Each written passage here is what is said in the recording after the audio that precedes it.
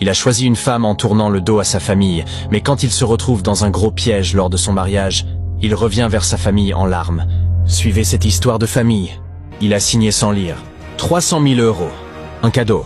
Irrécupérable. Il crie. Déchire le document. Se lève brusquement. Descend en courant. Monte dans sa voiture. Direction. Le supermarché.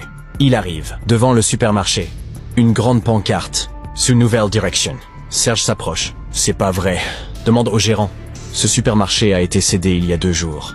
Les nouveaux propriétaires ont tout racheté. Serge monte dans sa voiture. S'assoit. Ne bouge plus. Les larmes coulant encore. Il ne sait plus quoi faire. Prend son téléphone. Va sur TikTok. Cherche le profil de Vanessa. Le trouve.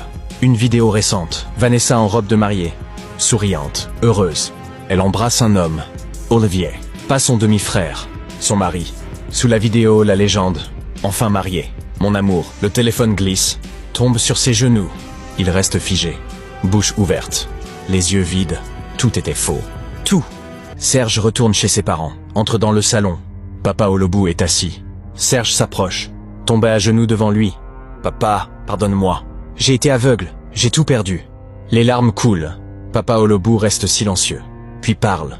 Je t'avais prévenu. Tu as choisi de m'ignorer. Tu as tourné le dos à ta famille. Serge baisse la tête. Je sais, papa, j'ai eu tort. Papa Olobou soupire, se lève, tente la main.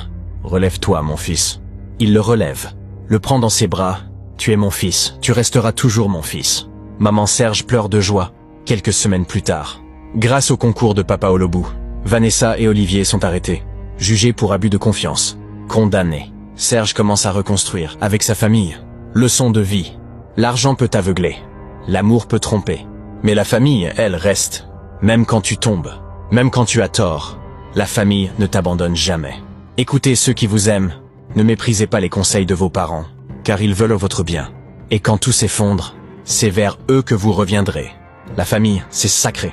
La famille, c'est la racine.